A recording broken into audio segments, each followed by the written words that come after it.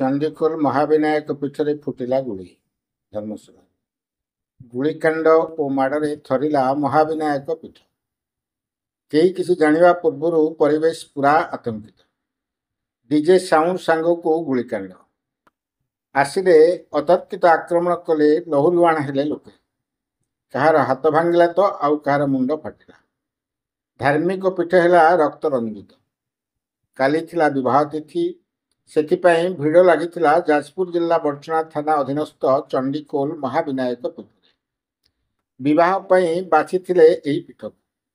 बरकन्या सहित बरजात्री आसीथिबा बेले फुटिला गुड़ी फुटाइले धर्मशाला थाना तरंजिया अंचल पूर्वतन जिला परिषद सदस्य निरंजन राउत ओरफ दिलू बोली गंडगोल आहत होता दुई युवक और प्रत्यक्षदर्शी बरजात्री एवं बरर भाई आनिले सांघातिक अभियोग गंडगोल 5 जन आहत मरणांतक आक्रमण अभियोग 2 जन हाथ भांगी जमापड़ी बर्चना थाना मामला हेबा सहित घटनास्थल जाजपुर रोड एसडीपीओ लक्ष्मीधर स्वाई नेतृत्व में बर्चना पुलिस और साइंटिफिक टीम घटनास्थल पहुंची 2टी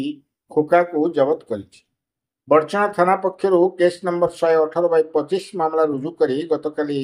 महाविनायक गुड़ीकांड घटना पुलिस आज 2 जन अभियुक्त को आरुआ अंचल प्रशांत किशोर सामल और पूर्णचंद्र जेना को कोर्ट चालाण कर